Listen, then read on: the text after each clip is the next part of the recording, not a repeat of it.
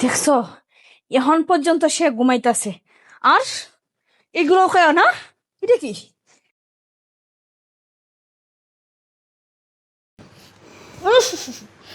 তার মানে সে এখনো গাঞ্জা খাওয়া বাদ দেয় নয়। এই এই এই কি হয়েছে কি হয়েছে? তোমার না করছিলাম এই সাইপাস না খাওয়ার লাগিয়া, তুমি না বলছিলে আর কোনোদিন এইসব খাইবা না, আর এখন দিয়ে তুমি গাঞ্জাও সাথে করে বাসায় নিয়ে আইছো। তার মানে তুমি গাঞ্জা খাওয়া শুরু করছো আর সেই গাঞ্জা বাসা পর্যন্ত নিয়ে আইছো। এই তুমি না আমার মাথা ছুঁয়ে কসম কাটছিলা যার কোনোদিন এসব খাইবা না। শুনো, আমি তোমাকে ভালোই ভালোই বলে দিচ্ছি, এসব যদি খাও তোমার সংসার আমি একদিনও করব না। এই একদম চুপ, কোনো কথা বলবি না। এই তুই কি বলছস? আমি সাইফাস খাই? এই তোর বাপে যখন আমার কাছে বিয়ে দিছে তখন কি দেখতে দিছে না আমি যে গাঞ্জা খাই, আমি সাইফাস খাই? আর তুই কি কইছস? তুই আমার সংসার করতি না, না? তোর সংসার করার দরকার নাই, তুই এখনই আমার বাসা থেকে বেরিয়ে যা। যা বলছি, যা।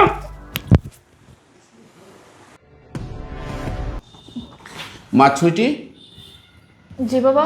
তুমি কোথায় যাচ্ছ মা? বাবা আমি ঢাকা চলে যাচ্ছি। ঢাকা চলে যাচ্ছিস মানে? তবে কেন ঢাকা চলে যাচ্ছিস? কিসের জন্য? কোনো সমস্যা হয়েছে মা? না বাবা, অন্য কোনো সমস্যা নেই। অনেক দিন হলো তো এই বাড়িতে, তোমার গাড়ে বসে বসে কাচ্ছি। আমার নিজের কাছেও খুব খারাপ লাগতেছে বাবা। তুমি একজন বৃদ্ধ মানুষ, তোমার গাড়ে বসে বসে অনেক দিন ধরে খাইতেছি। তাই চিন্তা করলাম বাবা, এভাবে তো আর চলে না। আমি ঢাকা গিয়ে নিজের যোগ্যতায় কোনো কিছু করতে পারি কিনা বাবা চেষ্টা করব। বাবা তুমি আজ আসো, কাল তো নাও থাকতে পারো, পরে আমার পরিস্থিতিটা কোন পর্যায়ে গিয়ে দাঁড়াবে তুমি একবার চিন্তা করে দেখছো। তাই তুমি থাকা অবস্থায় আমি আমার নিজেকে প্রতিষ্ঠিত করতে চাই বাবা। না মা, এইগুলো তুমি কি বলতেছো? আর ঢাকা শহর তো ছোট্ট শহর না, বড় একটা শহর। তুমি একটা বিড়ির ছোঁয়ার মানুষ, তুমি ওখানে যে কি করবে আর কি করে খাবে? আর তার চাইতে আমি বলতেছি, আল্লাহ তো আমার ধন সম্পদ কম দেয়নি।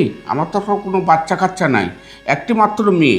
মা, আমি এইগুলো যদি রেখে মারা যায়, এইগুলো খেয়ে তুমি শেষ করতে পারবে না মা। তাই বলতেছি ঢাকা তুমি যাও না, দেখি আমি তোমার কোনো ব্যবস্থা করতে পারি কি না। বাবা নতুন করে তুমি আমাকে আর কি দেখবে? একটা নিশাকুর গাঞ্জাকুর ছেলের সঙ্গে তুমি আমাকে বিয়ে দিছো, এ কোনোদিন পরিবর্তন হবে না বাবা। ওর কাছে বিয়ে হয়ে আমার জীবনটা একবারে শেষ হয়ে গেছে বাবা।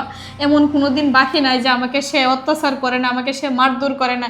আমার ভিতরে যে কষ্টটুকু, সেটুকু আমি তোমাকে বলি নাই বাবা, কারণ তুমি কষ্ট পাবে জেনেই আমি তোমার কাছে সেই কষ্টটুকু লুকাইছি, কারণ নিজের ভিতরেই রাখছি।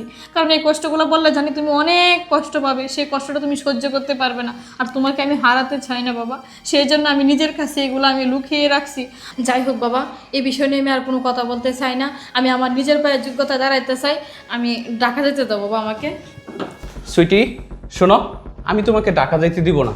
শোনো, আমি তোমার সাথে যে খারাপ ব্যবহার করছি, এটা তো একটা মানুষ এভাবে ব্যবহার করতে পারে?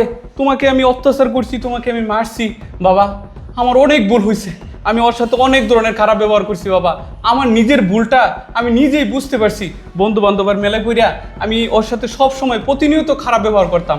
আর নিশাবানি কইরা ওর সাথে কখন কি বলছি আমার মাথায় ঠিক ছিল না বাবা।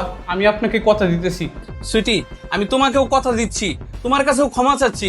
বাবাকে সাক্ষী রেখা দেখো, আমি আর কোনোদিন কোনো ধরনের নেশাই করব না বাবা।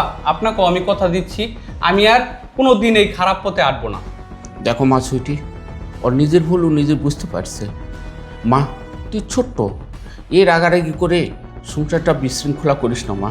আমার যা আছে এটাই নিয়ে তোমরা দুইজনে সারা জীবন করে খাইতে পারবে।